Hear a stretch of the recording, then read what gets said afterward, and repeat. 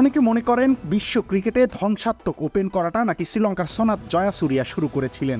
পরে টেস্টে একই মনোভাবে ব্যাটিংয়ে ধারাবাহিকতা নিয়ে আনেন বীরেন্দ্র সেহবাগ। এটা ঠিকই যে অতীতে ব্যারি রিচার্ডস, গর্ডন গ্রিনিস, রয় ফেডেরিক্স, মাজিদ খান মাঝে মাঝে আক্রমণাত্মক ব্যাটিং ওপেন করার নমুনা দেখালেও সারা জীবন অতি আক্রমণাত্মক ওপেন করেছেন এমন নয়। এরা পরিস্থিতি অনুসারে খেলতেন, রক্ষণ মজবুত হওয়ায় দরকারে রক্ষণাত্মক ইনিংসও খেলতে পারতেন এবং খেলতেনও।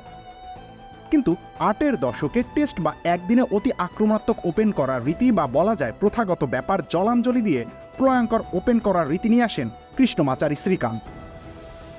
তার খেলার রীতিটাই আগাগোড়া বিচিত্র।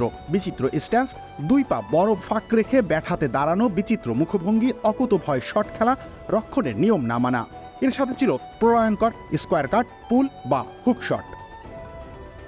ছিল শ্রীকান্ত স্পেশাল শট, যাতে হাত দিলে ফিল্ডারের ক্রিকেট জীবনের পরিসমাপ্তি ঘটতে পারত। বোলারের খারাপ বলে ডিফেন্স করে ভালো বলটাকে বাউন্ডারির বাইরে আছড়ে ফেলে প্রায়শই তাদের বিভ্রান্ত করতে পারতেন।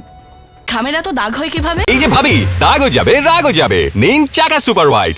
ওয়েস্ট ইন্ডিজের ভীতিকর ফাস্ট বোলারদের মাথার উপর দিয়ে লফট করে বল বাউন্ডারি পার করার কাজ সেই যুগে কেউ সহজে করতে পারত না, কিন্তু শ্রীকান্ত পারতেন। দুর্দান্ত চোখ, রিফ্লেক্স আর হ্যান্ড আই কোঅর্ডিনেশন ছিল তার, কিন্তু ধারাবাহিকতা বিশেষ ছিল না। একমাত্র ধারাবাহিকতা তার অস্ট্রেলিয়ার মাঠে। বড় পছন্দ করতেন সেখানকার পিচ। 1985 সালে বেনসন অ্যান্ড হেইজেস সিরিজ জেতায় তার যেমন বড় ভূমিকা ছিল, তেমন 1985-86 অস্ট্রেলিয়া সিরিজেও তিনি ফর্মের চূড়ায় ছিলেন।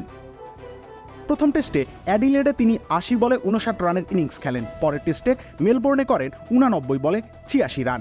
16টা 4 ছিল এই ইনিংসে। দ্বিতীয় ইনিংসে ভারতের জয়ের আশায় জল ঢালেন সুনীল গাভাস্কার। 58 বলে 8 রান করেন।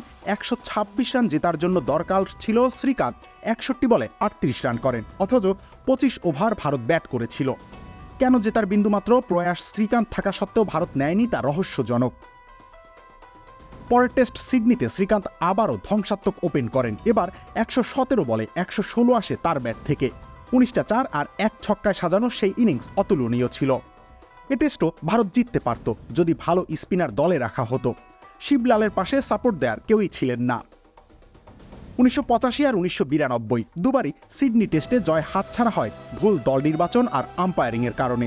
শ্রীকান্ত পরের 1991-92 সিরিজে অস্ট্রেলিয়া এসেছিলেন। একদিনের ম্যাচগুলিতে ভালো খেললেও টেস্টে রান পাননি। বয়স বেড়েছিল, কমেছিল রিফ্লেক্সও। তার ব্যাটিং রীতিতে এ বয়সে অস্ট্রেলিয়ার বাউন্সি পিসে সাফল্য সহজ ছিল না।